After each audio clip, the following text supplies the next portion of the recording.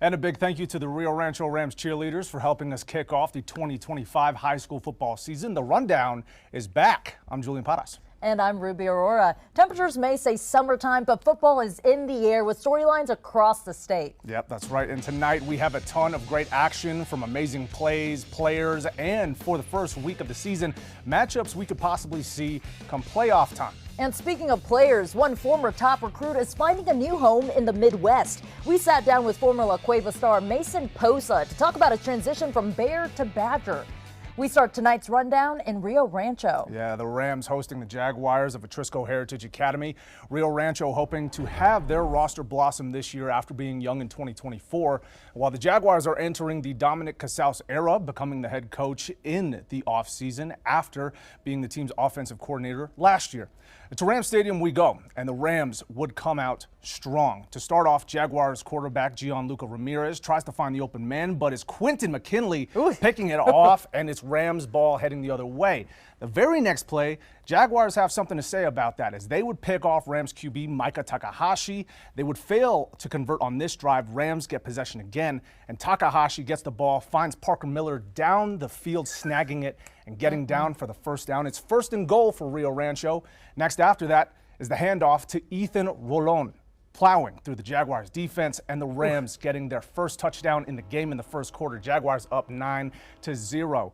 To the second quarter of play, Takahashi swerving through the Jaguars blitz and defense, slings it to junior Jesse Campos, takes advantage and takes off for the opportunity to convert for another Rams touchdown. Now keep in mind, this is still the first half of play, and the Rams are just not done. That's crazy. It is then Jaguars ball. It is Ramirez. He's looking to throw. He sees an open man going down the side, and it's McKinley again for the second interception before the first half of play concludes, and it's quite the way to start the season. The Rams sending the Jaguars packing. At Wilson Stadium, the Oregon Mountain Knights taking on the El Dorado Eagles. The Eagles and Knights taking the field, ready to battle it out. Now, early in the first quarter, the Knights are punting to the Eagles, but it does get blocked. You're about to see it right here. And it lands in the hands of Mateo Quintana, who gets into the end zone. And fans go crazy as the Eagles special team making plays. He's excited. Oh, yeah. Eagles driving again, this time handing it off to Nolan Romero Williams, who uses his speed to get to the outside and score. Eagles up big. And now over to the Knights, who are looking to get something going. Quarterback Jane Gonzalez shedding one tackle and would go for a nice gain on this run. Oh man, that is rough. Yeah. But the Eagles offense flying high tonight. Quarterback Giovanni Evans taking the snap, and check out this dime he throws to wide open Jahari Miller. I know, for the touchdown. Eagles win big, 56-28. Switching fields now to Community Stadium. The Albuquerque High Bulldogs taking on the Cibola Cougars. Pick things up in the first. All the action in the last 30 seconds here. We're going to see this pop-up snap right there. Senior Emmanuel Apacada carries it into the end zone. Cougars lead 7-0 at the end of first. Cougars driving again on offense. This time, quarterback Hayes Bum rolls out, but tried to make something happen with his legs, and bam! He's just going to run over a Bulldog and take it all the way over 40 yards. Touchdown, Cougars. This has my vote for the play of the week, by the way. 14-0 Cougars. Staying in the second, the Bulldogs responding. They're going to launch this one. Juan Carlos Landeros takes this dime, and he's going to pose. 14-7 Cougars, but despite Cougars holding a 21-17 lead with a minute to go, the Bulldogs showed up and showed out, taking the game 24-21.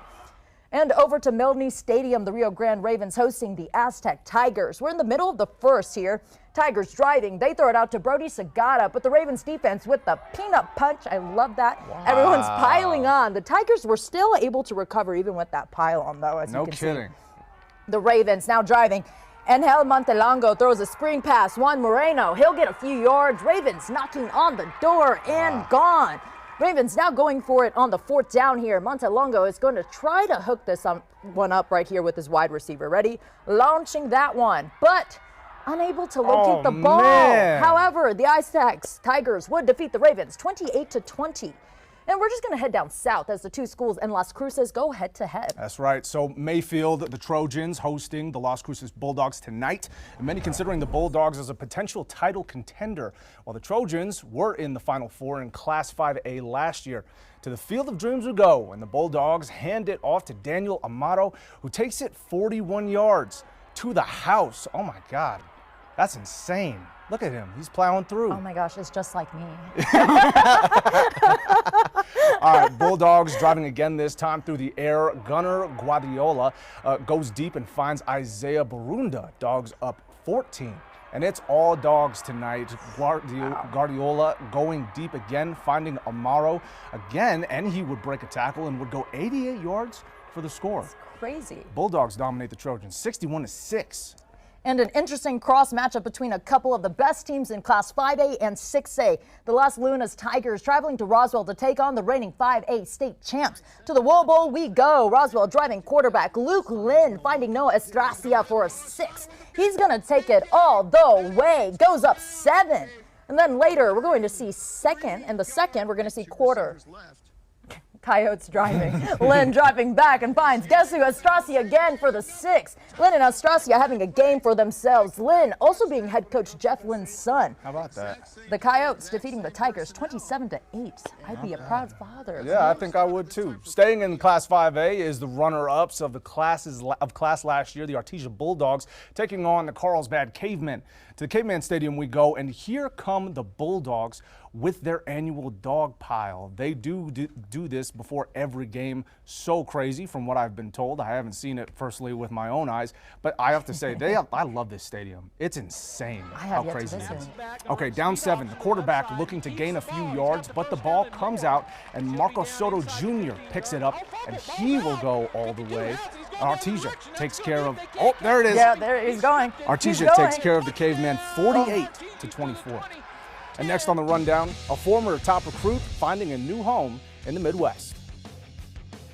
If I do get the opportunity to play this year, I mean, everybody, I really want to put my name out there for sure. We sat down with the former Rundown star on how he's transitioning from being a Bear to a Badger. Plus, more highlights from Thursday's games, including one game going down to the wire between two powerhouses.